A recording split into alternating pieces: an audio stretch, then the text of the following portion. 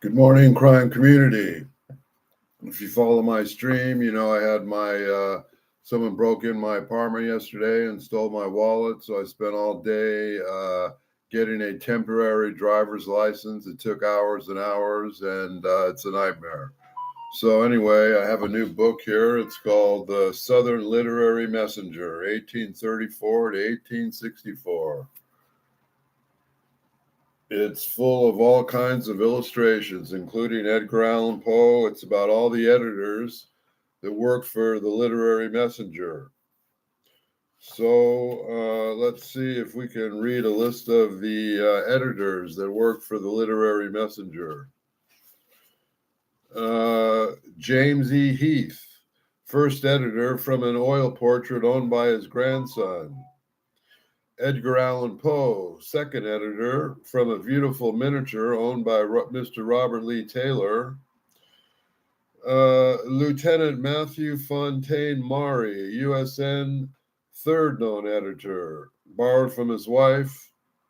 Benjamin Blake Minor, the fourth editor of the literary magazine, from an old portrait painted by Richmond around 1845. La Visionnaire, Miss Virginia O'Tay.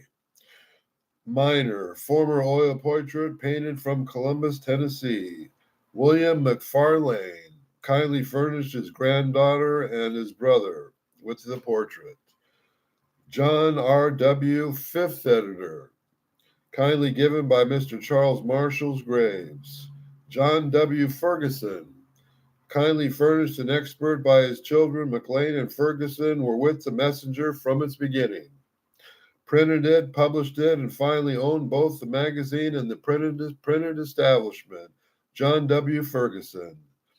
Dr. George William Bagby, sixth editor, kindly furnished an open request upon his estimable relect. I'm not going to read the introduction. It's very, very long. Let's see what it says on the back of the book. Not sure if I can even read it. The Southern Literary Messenger enjoyed an important 30-year run, 1834 to 1864, and was in the time of the South's most important literary periodical. Published in Richmond, Virginia, the monthly magazine was edited in the early years by Edgar Allan Poe. In addition to serving as a literary proving ground for Poe, it is also remembered for publishing poems, fiction, and essays by the nation's leading authors, both male and female, Northern and Southern, including William Gilmore Simms, Paul Hamilton Hayne, Joseph C. Baldwin, John Pendleton, Kennedy, Mary E. Lee, and Carolyn Lee Hines. In 1905, Benjamin Blake Minor, editor of the Southern Literature magazine during the 1840s, wrote the only book-length study of the magazine. Minor's authoritative account of the journal's history and influence is augmented by the addition with the new introduction by historian Jonathan Daniel Wells that place the magazine and the Minor's account on their historical events. Both Wells and Minor reveal significant information found nowhere else, above figures and facets from Southern literary, cultural, before and during the Civil War. Minor recounts the details of the relationships he forged with notable authors and includes excerpts from the correspondence of Poe and others. Most important, Minor identifies and discusses hundreds of letters, contributors, and others who might remain anonymous, and he also describes the struggles that magazine editors endured as they published essays on divine issues such as slavery.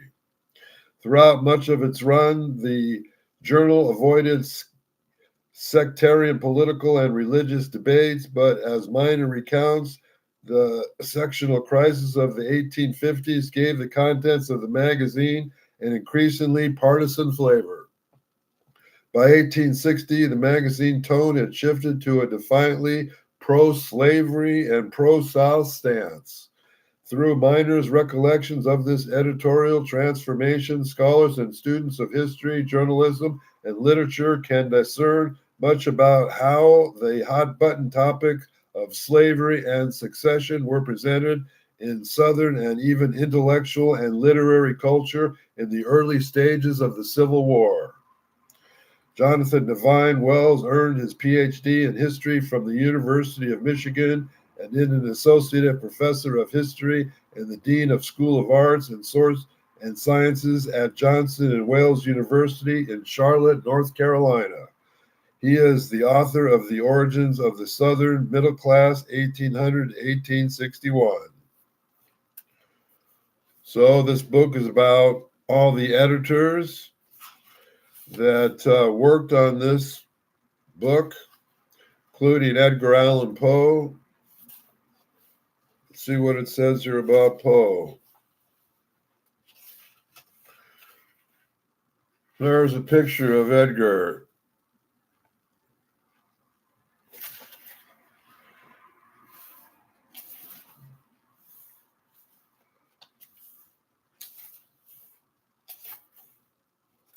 Well, it's the second chapter, so I'm not going to start reading it today, but this is a long read, so we're just going to skip this today. We named a few of the writers involved, a few of the editors. I have to go buy a wallet today. I got to go to talk to the banksters. I got all kinds of BS to do to replace my wallet and everything that was in it. So if you think there's any truth in what I'm saying here, please like, subscribe, and share. Have a real nice day.